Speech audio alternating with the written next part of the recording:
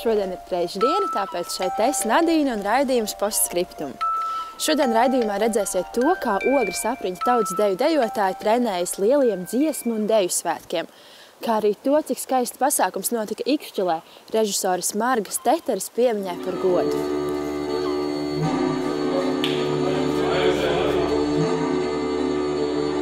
Lielvārdas kultūras nams nezina, kas ir klusums. Arī šodien te ir rosība, jo šeit norisinās Ogres apriņķa deju kolektīvu skate. Dejotāji no Lielvārdas, Ikšķiles, Ķeguma un Ogres novada ir sanākuši kopā vienu vietu, lai atrādītu repertuāru, kurš paredzēts 25. vispārējiem dziesmu un deju svētkiem, kuri notiks 2013. gada vasarā. Neskatoties uz to, ka šī ir skate un visi ir konkurenti, apkārt valda pozitīva gaisotne, kā jau pie dejotājiem.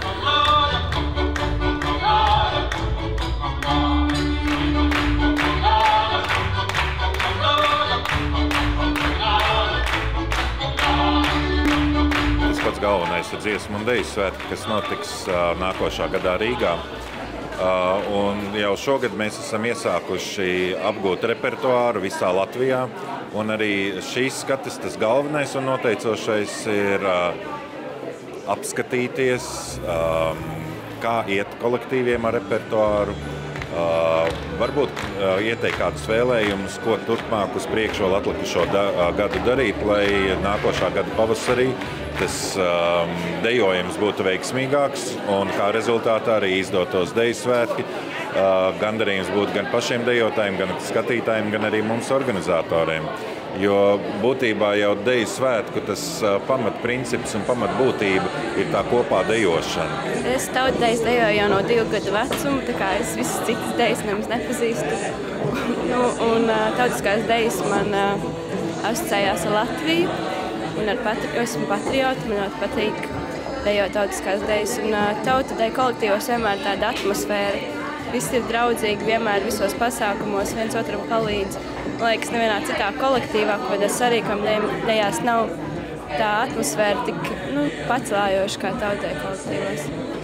Es domāju, ka mēs esam gatavi dziesmu svētkiem un mums ir ļoti daudz deju kolektīvu. Vispār mūsu novadā un arī mūsu kaimiņos kopā mums tātad ir 30 deju kolektīvi. Šis kolektīvs vistuvāk manai mājai un ir vislabākais, protams. Kāpēc tautas dejas? Tuvāk sirdī. Kāpēc? Nezinu, iepatikās bērnībā. Un kas ir tas, kas tev tautas dejās visvairāk patīk, kas tevi aizrauj? Polkas lekšana un galapas solis. Ja mēs runājam par pašiem deju svētkiem, tad šoreiz mēs deju lieluzvedam esam nosaukuši Tēvu laikus, kur mēs mākslinieckā darba grupa esam mēģinājuši izstāstīt, jeb dejotājiem pēc tam izdejot stāstu par latvieti, jeb par tām svarīgākajām lietām, kas līdz mūsdienām ir ļāvuši saglabāt mūsu tautai savu valodu, dziesmu, tautas tērpu. Tas būs tāds mūsu skatījums.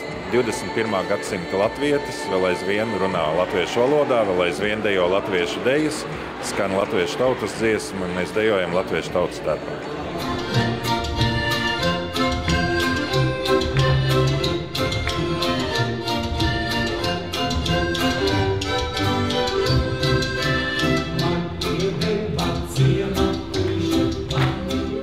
Pastāstiet, kā ir vadīt senioru deju kolektīvu? Ir labi. Īstenībā patīkami strādāt ar cilvēkiem, kuriem ir ļoti liela atbildības sajūta.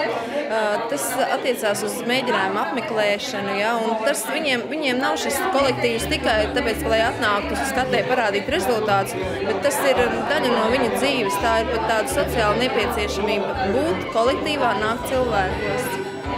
Un šīs visas skates ir tendences uz dziesmu svētkiem. Un kā jūs vērtējat šo programmu? Tā ir grūti vai tā ir viegli tieši pensionāriem? Ļoti patīk patiesībā šīs jaunās dejas, Simjūdu tirgus un zinu tēva sēta. Tur it kā ir savi knifiņi, kas varbūt ir vecākam cilvēkam grūtāk izjūtami un izdejojami, bet tās ir interesantas dejas, mums patīk viņas dejot. Un kāpēc, jūsuprāt, ir vajadzīgi šādi deju kolektīvi un kāpēc tā dziesmu svētku vērtība, kas tā visa apakšā ir? Pirmām kārtām, nacionālā mantojuma nešana no paudzes uz paudzi, tā varētu teikt. Jā. Tas arī ļoti būtisks. Latvieši vienmēr ir dejojuši, patikuši svētki. Un es domāju, ka cilvēks, kurš kaut ko dara savam priekam un līdz ar to dod arī prieku citiem, viņš ir bagāts cilvēks. Un līdz ar to dejotāji noteikti ir bagāti cilvēki.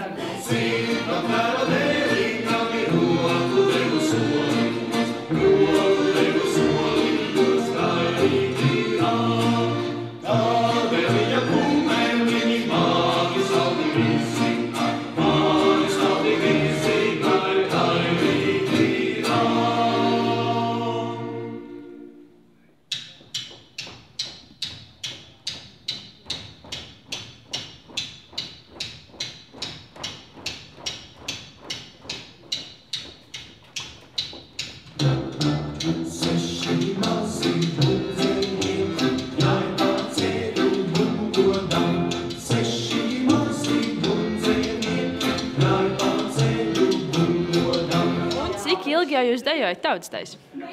Tautas dejas jau dejoju kā 30 pāri gadu.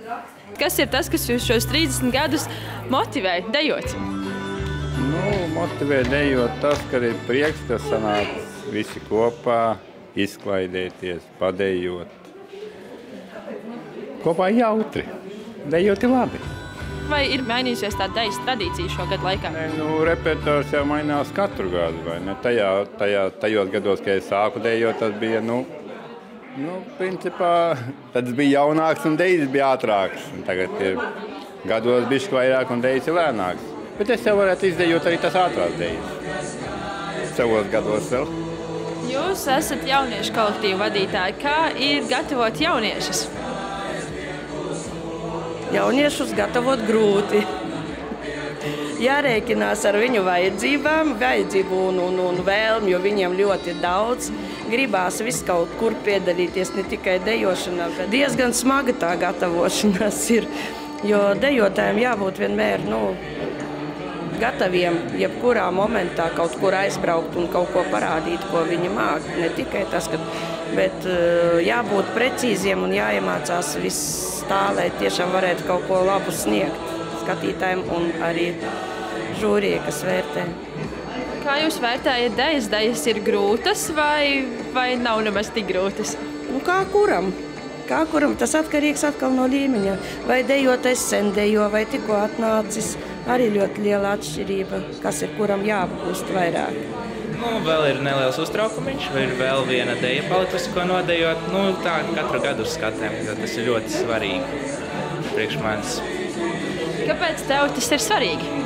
Jo, lai es aizstāvētu savu deju kolektīva godu, mums vajag tomēr augstu līmeni dabūt. Jā, līdz 9. klasē nodejot, kā jau spieda vecāki, pēc tam kopā visi ar draugiem sarunājām, kad kopā pavadīsim laiku un gājām visi kopā uz Jumpraviņu. Jā, un lielākoties mēs visi Jumpravas aktīvākie jaunieši kopā dejojam deju kolektīvā Jumpraviņu. Tāpēc turamies visi kopā. Kā mēs paši sakam, mēs esam deju čupa Jumpraviņu, jo vienmēr viens pie otru turamies. Ļoti priecē fakts, ka deju kolektīvu kļūst vairāk. Cilvēkiem ir interese to darīt. Jo man jau liekas, ka tas deju kolektīvs un dejošana deju kolektīvā tā nav tikai brīvā laika pavadīšana, bet arī tāds iespēja izdzīvot tās latviskās dzīves vērtības un dzīves gudrību un dzīves ziņu, saglabāt to dzīvu un nodot nākošām paudzēm.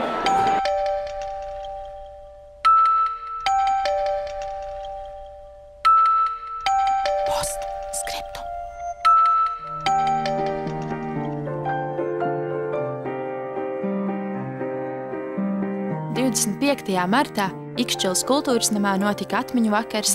Tie ir atmiņu asni, kas augs un ziedēs par godu izcilās latviešu režisoras Margas Teteres Valdmanes 100-gadu jubilejai. Ogrē dzimusī Marga Tetere bija liela radoša personība, sava laika smago okupācijas gadu notikumu un cilvēku vērotāja. Viņa dzīves laikā netika novērtēta. Marga cīnoties par cilvēcisko un latvisko jutās neatkarīga un brīva.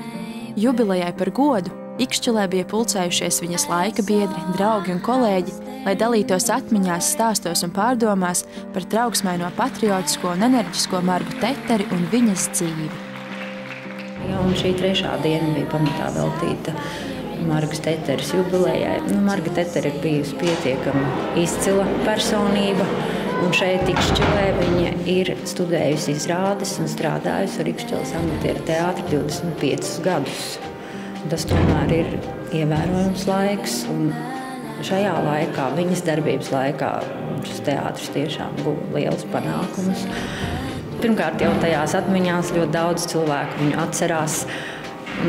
Man pašai pat ir atmiņā, es nekad neesmu spēlējusi teātri, bet es esmu dejojusi viņas, tautiskās dejas, viņas veidotajos uzvedumos.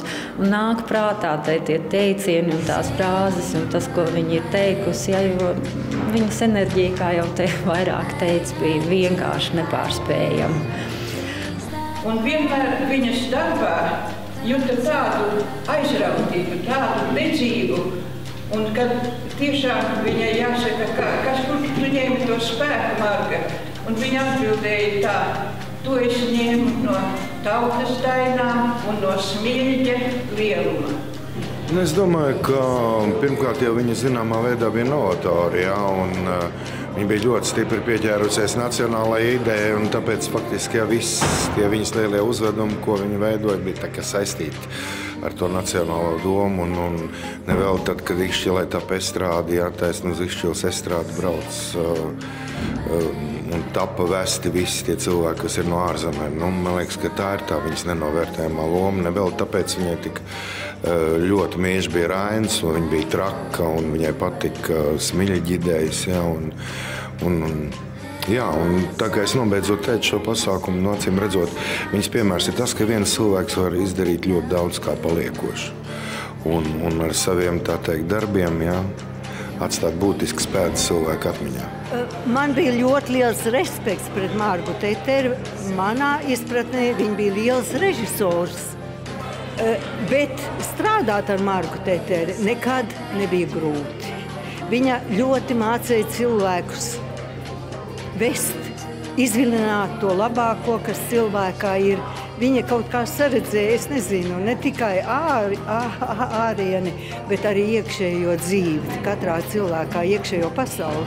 Un tāpēc, laikam, viņai tā izdevās, kā es jau teicu, ka gandrīz vai katrā cilvēkā atrast vienu dzirksteli no aktiera. Mēs ar Margu Teteri ļoti daudz vedām dialogus, gan telefoniski, gan vienkārši tā staigājot pa Rīgas ielām, un vienmēr temats bija lomas, teātris, filozofējām, prātojām, kā būtu labāk. Ja man ir fiziskā māte, tad viņa bija mana garīgā māte. Dažreiz viņa varēja tā sadot, dažreiz, ka tiešām, bet nekad tas nebija ļauni.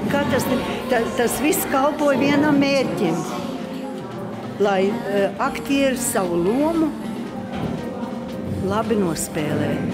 Un viņa nekāroja tā, lai viņu slavētu kā režisoru. Viņa svarīgi bija uztaisīt labu izrādi. Jūs nedzīvojat Latvijā, bet kā jūs sev līdzi ārzemēs esot spējat saglabāt Margas Teteres klātbūtni? Viņa vienkārši ir, un viņa nekad nepazudīs, jo tas ir tā kā iesēt dvēselē graudu, kas ir tur iestiprinājies un nav nekad nepazudījis, nekad mūžā nē. Jo viņa man, kā es izteicos, viņa man iedēstīja mīlestību uz latviešu folkloru, uz teātri, uz teātra mākslu. Pretēji tam, ka bieži vien saka, Latvijā varbūt ir pa daudz sēru dienas, bet šis jau nebija sēru pasākums. Skalbiem ir tāds teiciens, kā dzīvi svinēt. Tas ir apzināties to mirkli, kad tu vari sanākt, būt kopā un priecāties par to dzīves mirkli, kas tev ir piešķirts. Paldies jums! Tas šodien arī viss. Paldies, ka skatījāties! Bet tagad izrāda galā un gaisma nodziest.